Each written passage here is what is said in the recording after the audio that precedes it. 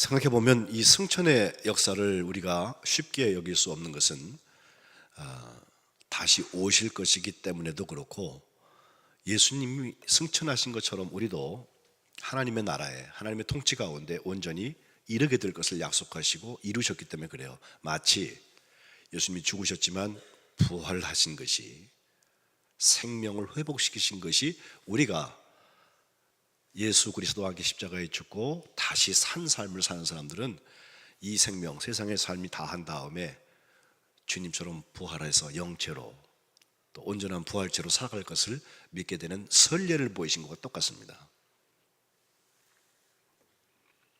승천의 장소를 보니까 오늘 본문 50절에는 상반절에 베다니 앞까지 나가셨다 그랬습니다. 베다니라는 곳이 어딘가요? 베다니라는 말의 뜻은 좀 비극적인 집이다, 슬픔의 집이다, 이런 뜻을 가지고 있는데, 요한복음 11장 18절에 보면 베다니는 예루살렘에서 가깝기가 한 오리쯤 된다. 오리라고 그러면 한 3km쯤 될까요?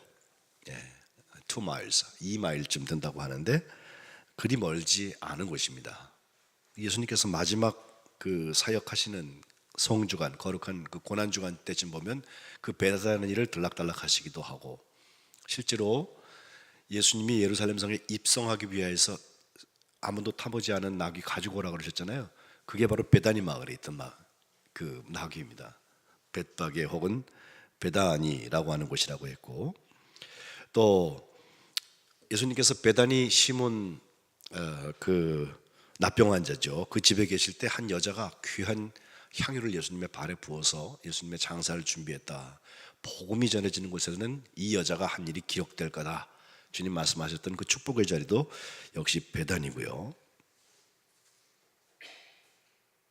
그리고 우리가 잘 아는 죽었다가 살아난 사람 중에 나사로, 마르다, 마리아, 나사로, 그 삼남매가 살고 있던 곳도 베다니입니다. 성경에 이렇게 중요한 이야기들이 기록된 것이 베다니인데, 성지 순례 가보신 분들은 지금 예수님께서 승천하신 곳입니다 라고 해서 거기 조그마한 예배당이 하나 지어져 있는 것을 보게 됩니다. 그곳은 베다니 마을 안에라기보다는 감람산 저 꼭대기에다가 그 승천교회를 지어놨다고 그래요. 저는 아직 안 가보았는데, 그 교회는 실제로 387년에 포메니아라는 한 여자가 귀부인인데, 이제 예수 믿는 것이 핍박하는 세월이 지나가고 로마에서 로마라는 그 정부에서 허락을 한 다음에 아마도 은혜 받았겠죠. 그래서 예수님이 승천하신 곳이니까 거기다 예배당 지어야겠다고 하셨는데, 그리 크지 않게 짓고 그가 지을 때에는 하늘을 덮지 않았습니다. 오픈에어, 열려있는 곳입니다. 오늘 우리가 야외 예배 가서 느낄 수 있는 거 하나는, 바깥에서도 예배할 수 있다는 거 느낌 참 좋아요. 우리는 예배 그러면 교회 안으로 가두잖아요. 물론 교회 안에서 예배합니다. 그러나 성전 안에서만 아니라 우리의 가정에서도, 우리의 일터에서도, 심지어는 저 밖에 자연에서도 거기 역사하시는 하나님과 함께 예배할 수 있는 것이 그리스도인들입니다. 그 승천교회가 위가 열려있기 때문에 비가 오면 비가 떨어지는 곳이었대요. 역사를 거듭하면서 이슬람이 거기를 정복하기도 하고 하면서 이슬람 도움형으로 그 막혀 있는 것을, 이제 열려 있는 것을 막고 지금까지 오고 있는데, 그 교회의 특징 중에 하나는 밑에 바위가 하나 있는데 거기에 발자국이 딱 찍혀 있어요. 제가 사진으로는 여러 번 봤거든요. 그걸 승천바위라고 그래요. 예수님께서 승천할 때 마지막 발 딱 집었던 곳이다, 그거지. 점프하시던 그곳이란 말이죠. 거기 발자국이 이렇게 나 있다고 그래요. 제가 이렇게 보니까 예수님 발 같기도 하고 다른 발 같기도 하고 그래요. 실제로 고증되지 않은 것입니다. 그러나 어쨌든 우리가 예수님이 승천하신 장소를 생각할 수 있다고 하는 거, 또 거기 가서 예배할 수 있다고 하는 것은 의미가 있습니다. 지금은 이슬람 사원처럼 그것이 쓰이고 있는데도, 바로 지난 목요일 승천일만 되면 예수 믿는 사람들이 와서 거기서 예배할 수 있도록 문을 열어준다고 그래요. 그래서 거기에 무슨 이 기독교 전통을 따라서 여러 종류의 프란시스칸이랄지 축일을 기념하는 그런 예식을 하는데, 텐트 치고 그 안에서 자고 저녁기도 아침기도 하고 12시 땡 자정부터 시작해서 다음날 정오까지 계속 미사를 드린다고 그래요. 이 누가복음에 있는 전통 베단이라는 마을과 좀 다르게 그 산 정상에다가 거기 예수님의 승천교회를 지어놨던, 아니면 베단이 마을 속에서 주님께서 승천하셨건, 그건 우리에게 큰 차이가 없습니다. 이유는 둘 다 공통점이 하나 있는데 집 안은 아니었던 것 같아요. 집 안에서 예수님께서 천장을 뚫고 싹 승천한 것 같진 않아요. 예? 그리고 그 야훼에서 승천하신 예수님께서 제자들을 향하여서 분명히 주신 말씀이 있어요. 복음서의 맨 끝에 보면 다 나와요. 제가 예배 시작에도 읽은 마가복음 말씀이나 또 마태복음은 우리가 교독하면서 읽었잖아요. 가서 모든 민족으로 제자를 삼고 아버지와 아들과 성령의 이름으로 세례를 주고 내가 너희에게 분부한 모든 것을 가르쳐서 지키게 해라. 그죠? 마태복음 28장 18절부터 20절까지 나오는 말씀입니다. 사도행전을 시작하는 사도행전 1장에도 보면 역시 우리가 교독할 때 마지막에 읽었는데 예수님께서 승천하시는 장면을 먼저 시작해서 사도행전을 기록하고 있어요. 사도행전이라는 게 사실 교회의 역사 아니에요? 가는 곳마다 교회가 세워졌잖아요. 순교하면서 성령이 오셔서 땅끝까지 이르러서 복음이 증거하게 되기까지 가는 곳마다 하나님의 공동체들을 세웠는데, 예수님 때도 그랬고 사도들 때도 그랬고 교회가 이렇게 잘 건물이 지어져 있고 예배할 수 있는 이런 형식이 잘 갖춰져 있는 데가 아니었습니다. 심지어 예수님은요, 예수님을 쫓아가겠다고 달라붙는 사람한테 하신 말씀 중에 여우도 굴이 있고 공중의 새도 자기 처소가 있는데 나는 머리 둘 곳이 없다고 그러셨어요. 그래도 쫓아오겠다고 하면서 아버지 장사 지내고 오겠습니다 그러니까 죽은 자들로 장사 지내게 하라 그러시고요. 또 가족들하고 작별 인사하고 오겠습니다 그랬더니 쟁기를 쥐고 뒤를 돌아보는 사람이 옳지 않다 이렇게 말씀하세요. 하면서 길가에 내놓으신 겁니다. 또 예수님도 길가에 계셨습니다. 물론 예수님이 회당에 들어가셔서 말씀을 전한 일도 있고 어느 집을 신방하셔서 그 집에서 역사를 이루신 일도 있지만, 대표적인 것 하나가 산상수훈인데 저 산에 있는 뜰에 오픈 에어 위에 비가 오면 비를 맞아야 되는 그곳 있잖아요. 마치 광야에서 이스라엘 백성들이 40년 동안 만나와 메추리를 먹어가면서 구름 기둥과 불 기둥을 따라서 행진했던 것처럼 그 자연현상 속에서 예수님은 제자들에게 가르치셨어요. 뿐만 아니라 기적도 행하셨어요. 시설이 되어 있는 곳에서 사지 않았습니다. 이 위가 열려 있다고 하는 것은 어찌 보면 대단히 위험한 곳입니다. 어떤 자연의 공격으로부터 우리가 다 노출되어 있기 때문에 만들어져서 안전장치가 없는 곳입니다. 그러나 주님께서는 거기서 일하셨습니다. 또 사방이 막혀있지 않기 때문에 우리에게 제약이 없는 곳입니다. 이리 갈 수도 있고 저리 갈 수도 있고, 거기서 자연의 공급, 자연을 통해 주시는 하나님의 은혜가 없으면 살 수 없는 현장들입니다. 주님께서 오병이어의 기적을 이루셨던 것도 바깥이죠. 큰 교회 사람들 잔뜩 모아놓고 거기서 이렇게 따라서 해주신 게 아니고 빈들에서 먹다가 때가 저물었는데 먹을 게 없다고 제자들은 다 돌려보내자고 마을로 가서 각자 알아서 사 먹게 하자고 그러는데 주님께서 너희가 먹을 것을 줘라 하시면서 가지고 온 것 물고기 2마리와 떡 5덩어리 가지고서 축사하신 다음에 나눠주셨는데 그게 5,000명이 먹고 12광주리가 남았다는 거 아니에요. 이게 다 바깥에서 일어날 일이에요. 주님의 기도처는 어디였을까? 대체로 주님이 기도하신 것도 빈들입니다. 한적한 곳에 가셨다.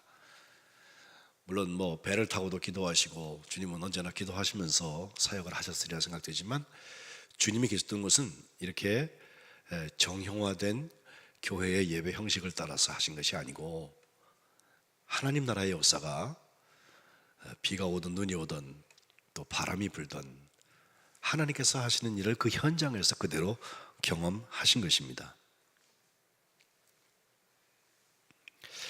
지난주에 말씀드렸던 존 웨슬리 목사님, 그도 회심한 다음에 복음을 들고 말씀을 전하려고 복음이 필요한 곳이라면 어디든지 찾아갔는데 그가 그 숫자가 참 대단한 숫자가 있어요. 그의 사역이 52년 동안 지속되는 동안에 설교를 무려 4만 번 했답니다. 4만 번. 야, 그걸 나눠보면요, 하루에 최소 3번씩 설교해야 돼요. 설교 누가 오라고 그래서 했을까요? 그렇지 않습니다. 오히려 교회에서는 그를 설교하지 못하게끔 막았습니다. 설교를 할 수 없는 사람의 블랙리스트에다 올려놓고 설교하지 마시오 그랬습니다. 그의 설교가 뭐 학문적인 문제가 있거나 혹은 그의 설교 중에 일어나는 성령의 역사가 자기들의 전통과 달랐기 때문이었다고 생각이 되는데, 그런데 하나님께서는 그를 쓰셔서 감리교회를 일으키시고 그가 4만 번 설교와 400권 가까이 책을 저술하고 33만 4,672km를 지금처럼 교통수단이 없을 때 말 타고 다니면서 52년 동안 복음을 전하러 간 거예요. 1739년 그의 일기에 보면은 6월 11일 월요일이었는데 그는 자기의 복음 전하는 원칙을 얘기하면서 이런 말을 해요. I look upon all the world as my parish. 나는 모든 세상 어느 곳이든지 나의 교구라고 생각한다 그래요. 그래서 이게 복음으로 세상을 정복하라, 땅끝까지 이르러서 내 증인이다라는 말씀을 그렇게 해석하는 사람도 있고 교회가 어디까지 가야 된다 이런 말씀하는 분도 있지만, 저는 적어도 산업혁명으로 인하여서 사회가 지금 굉장히 큰 변화를 겪고 있고 10사람이 하던 일을 기계 하나가 다 하기 때문에 기계 관리자 한 사람만 필요하고 그래서 실업이 많이 생기고 그런 어떤 사회적인 변화를 겪고 있고 부가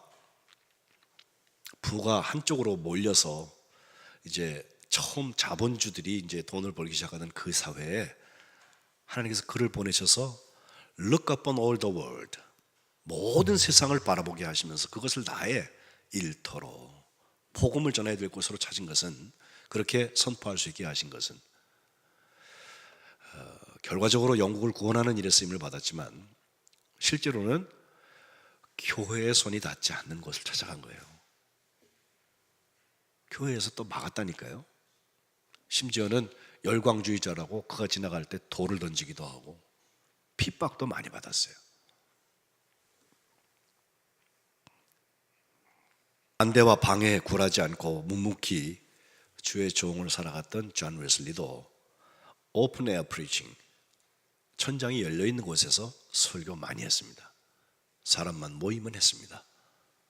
또 복음을 전해야 된다는 성령의 감동만 있으면 묻지도 않고 따지지도 않고 찾아갔습니다.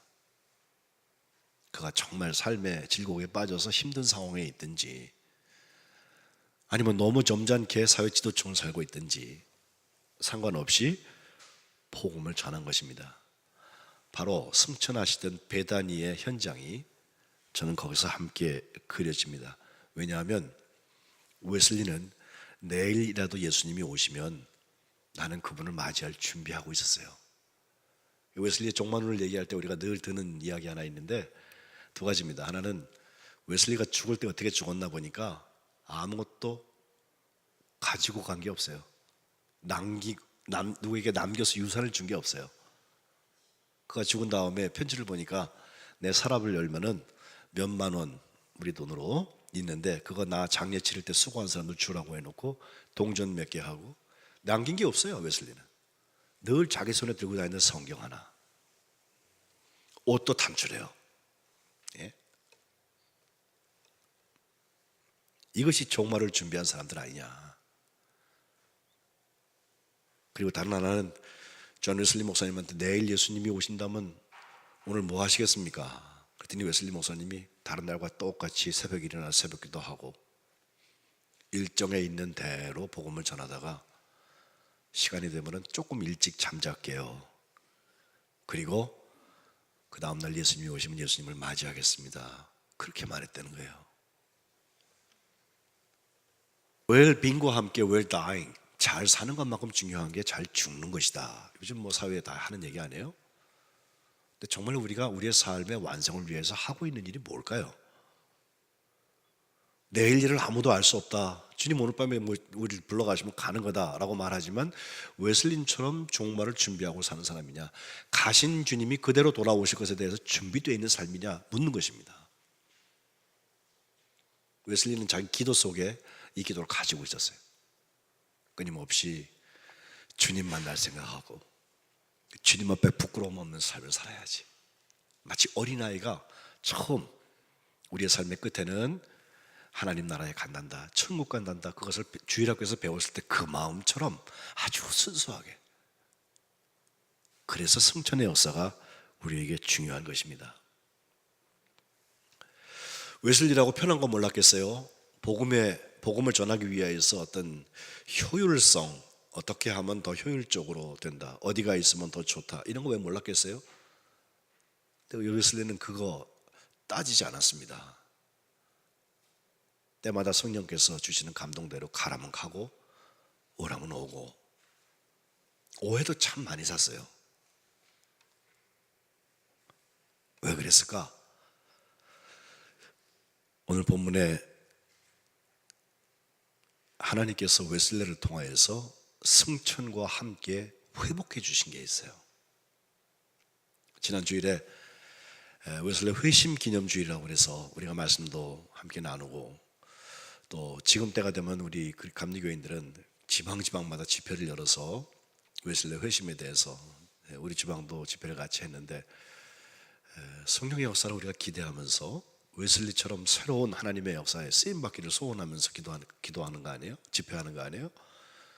근데 그 집회를 통해서 하나님께서 분명히 계획하신 게 저는 있다고 믿어요. 정말 추계 부흥회가 아니라 주님께서는 때 없이 우리를 만나세요. 어느 금요 저녁에, 어느 새벽 기도에, 어느 야외에서, 특별히 복음을 전하려고 나갔던 사람이 그 안타까운 심령 가지고 와서 우리 교회에 와서 선교 보고할 때 얼마나 가슴이 뜨거워지는지 몰라요. 그리고 다시 그를 보내놓으면 그 현장이 다시 만날 때까지 성령의 교통으로 우리 가운데 있는 거예요. 하던 대로 얼마큼의 몫을 떼어서 국내 선교, 국외 선교에 우리가 헌금하고 끝나는 게 아니에요. 그것은 오히려 우리가 주님께서 위임하신 땅끝까지 이르러서 내 복음의 증인이더라고, 내 증인이더라고 말씀하신 일을 실천하기 위한 정말 피 흘리는 땀과 눈물의 결과입니다. 이것을 우리는 대위임 혹은 예수님이 남기신 말씀, 큰 명령이라고 해서 마태복음 28장과 사도행전 1장에서 읽습니다. 사도행전 1절 말씀으로 돌아가 보면 누가복음에 연결되는 편이죠. 1장 6절에 제자들이 예수님이 승천하는 장면에 묻죠. 이스라엘 나라를 회복하심이 이때입니까? 지금 하나님의 나라가 옵니까? 라는 거죠. 예? 주님께서 그 대답을 이렇게 하십니다. 때와 시기는 아버지께서 자기의 고난에 두셨으니 너희가 알 바 아니다. 오직 성령이 너에게 임하시면 너희가 권능을 받고 예루살렘과 온 유대와 사마리아와 땅끝까지 이르러서 내 증인이 되리라. 이 말씀을 마치고 그들이 보는 데서 올려져 가시는데 구름이 그들을 가렸다. 그래서 보이지 않게 되었다. 하늘과 땅의 모든 권세를 내게 주셨으니 그러므로 너희는 가서 모든 민족을 제자로 삼아서 세례를 주고 가르쳐 지키게 하라 하시면서 마태복음 28장에는 볼지어다 내가 세상 끝날까지 너희와 항상 함께 있으리라 말씀하십니다. 온 천하에 다니면서 만민에게 복음을 전하라. 거기 땅끝까지 다니며 보내신다. 그리고 가서 그 현장은 가보면 예배 처소가 잘 있고 준비되어 있는 자리가 아닙니다. 마치 베다니에 주님께서 승천하시던 그런 것처럼 맨 땅입니다. 교회가 복음이 맨 땅을 만나는 능력을 잃어버리고 종교 기관 안에 장소로나 제도로나 시간으로나 제약되기 시작하면서부터 병드는 거예요. 그러니까 거기에 누가 높으냐, 누가 끝발 있냐, 누가 영향력을 더 많이 발휘할 것이냐. 더 나쁜 것은 헌신과 봉사와 눈물과 땀의 자리에는 보이지 않으면서 권세를 부리는 자리에서는 아주 세도가처럼 역할을 하려는 사람들이 있어요. 볼 때마다 안타까워요. 저 모습으로 예수님 만나면 어떻게 될까? 승천의 자리에서 회복된 것은 오늘 본문에 먼저는 축복이 회복되었습니다. 축복은 우리가 팔복에서 나오는 그 복 있는 자에 대한 이야기와 조금 다릅니다. 그 팔복에 나오는 복 있는 자는 마카리오스라는 말을 쓰는데 그건 행복한 사람을 말해요. 여기 복 있는 자는 그런 축복, 하나님이 축복하신 사람은 그런 축복의 현장이 아니에요. 유로게오라는 걸 하는데 유는 좋다는 뜻이고 로게오는 말한다는 뜻이 로고스라는 말입니다. 그래서 좋게 말한다, 좋은 말을 한다는 거예요. 하나님께 예배드리는 것도 축복입니다. 하나님께서 우리만 축복하시는 게 아니라 오늘 실제로 마지막 절에 늘 성전에서 하나님을 찬송했다고 했는데 어떤 사본에는 찬송과 함께 하나님을 유로게오, 하나님을 축복했다. 어떻게 감히 우리가 하나님을 축복해요? 아니에요. 우리가 하나님께 드리는 좋은 말들, 하나님이 그렇습니다, 하나님이 만드셨고 하나님 날 구원하셨고 고맙습니다, 이 모든 게 축복이에요. 이것은 세상 조건을 따라서 우리가 만나는 그 많은 행복의 조건들과는 많이 다릅니다. 힘들고 어려운 속에서도 그 축복이 진행될 수 있는 것, 불가능한 자리에서도 하나님의 생명이 회복되어져서 그 회복됨의 감격과 감사와 기쁨을 누릴 수 있는 것, 그 속에 샬롬, 하나님의 평강의 역사가 있는 것, 그것은 이미 축복의 자리인 것입니다. 이게 예수 믿는 사람들의 능력 아니에요? 다 잘되고 다 건강하고 뭐 하기만 하면 얄미운 놈 얄미운 년 소리 들어가면서 살 수 있을 만큼 조건이 갖추어져서 감사하는 거 누가 못해요? 세상 사람들이 더 잘할 거예요. 조금 교만해서 그렇지. 우리는 그때도 그것을 하나님이 하셨습니다 이야기하지만 가장 어두운 터널을 오래 지나고 있는 자리에도, 내가 믿고 따랐던 예수님이 이제 승천하여서 안 보이는 자리에도 그 축복이 회복되는 것입니다. 주님은 우리에게 손을 들어서 축복하셨고 그 축복하실 때 그들을 떠나서 하늘로 올려지셨다.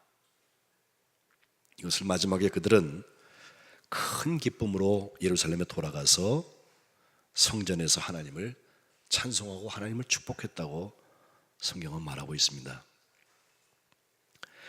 이제 오픈에어, 위가 열려져 있는 광야 같은 곳에서 예수님과 동행하는 일, 거기서 엄청난 경험을 하는 일과 함께 다시 그들이 큰 기쁨을 안고 성전으로 돌아왔다는 거, 나가고 들어옴이 거기 있습니다. 여기 성전은 교회는 아닙니다. 아직 교회 세워지지 않았습니다. 그러나 그들이 하나님을 만나는 그 자리, 우리로 얘기하면 성민교회죠. 예배 마지막에 여러분을 축복해서 축도하고 보내는데 그 축복과 함께 나아가서 살다가 이제 다시 예배하는 자리를 사모하면서 돌아와서 예배하는 거, 그 찬송과 그 하나님을 향한 자랑들과 하나님께 고마워하는 것과, 이것이 그리스도인들의 삶을 이어가는 거예요. 그래서 그 사이에 52절에 보면 그에게 경배했다는 말이 있어요. 바로 그 자리에서 승천하시는 예수님을 경배했다. 우리라도 깜짝 놀라서 그러지 않았겠어요? 구름 타고 돌아오실 것처럼 올라가시는 거예요. 경배라는 말은 헬라어에 보면은 프로스쿠네오라는 말을 쓰는데, 쿠네오라는 말은 동물 중에서 우리가 가까이 지내는 개입니다. 개. 개를 키워보셨어요? 제가 신방 다녀보니까 개 키우는 집들이 좀 있던데, 개는요 주인이 손을 대면 자꾸 핥어요, 손을. 그죠? 그 핥는 것을 경배하는 것과 똑같은 말이라고 그래요. 우리가 예배할 때 적당히 앉아서 1시간 동안 그저 있다가 가는 게 아니라 마치 개가 주인을 사랑해서 존경해서 의지해서 주인의 손만 보면 혀를 내서 핥는 것처럼 우리의 예배가 좀 현장감이 있어야 되지 않겠나. 성민교회는 나가며 들어오며 하나님의 축복을 누렸으면 좋겠는데, 그것은 예배 현장에서 끝나는 게 아니라 여기서 오히려 시작되는 것이요, 더 엄밀히 말하면 우리의 삶의 자리, 천장이 없는 그 자리, 오픈에어, 거기서 시작되는 것일 수도 있습니다. 하나님은 거기도 함께 하시기 때문에 그렇습니다. 세상 끝날까지 내가 너희와 항상 함께 하리라 말씀하신 주님께서 그런 승천의 자리에서 이루셨던 하나님의 은혜의 역사, 그 회복의 역사를 우리 가운데 이루어 주시기를 주님의 이름으로 축복합니다. 인디언들한테 옛날부터 전해오는 우화 하나 있어요. 이거 소개하고 기도하죠. 할아버지하고 손자하고 마주 앉아서 이 얘기를 하는데, 할아버지가 손자한테 이렇게 말합니다. 얘야, 사람에게는 누구나 그 마음에 늑대가 2마리 있는데 하나는 착한 늑대고 하나는 나쁜 늑대란다. 이 착한 늑대하고 나쁜 늑대가 맨날 으르렁거리고 싸우는데, 착한 늑대가 이기면 착하게 살고 나쁜 늑대가 이기면 나쁘게 산단다. 손자가 이렇게 물어봅니다. 할아버지, 그럼 어떤 늑대가 이기는 거예요? 그때 할아버지가 하는 말, 그건 네가 착한 늑대든 나쁜 늑대든 어떤 늑대한테 먹이를 주느냐에 따라 달려있다. 좋은 늑대한테 먹이를 주면 좋은 늑대가 이기는 거고, 나쁜 늑대한테 먹이를 주면 나쁜 늑대가 이긴단다. 인디언들 그렇게 말한다고 그래요. 승천하신 예수님께서 성령을 보내시는 복된 주일을, 돌아온 주일에 우리가 만날 텐데, 한 주 내내 밖에 있든지 안에 있든지 우리 안에 그 성령의 역사를 사모하면서 하나님의 회복의 주인공들이 되시기를 주의 이름으로 축복합니다.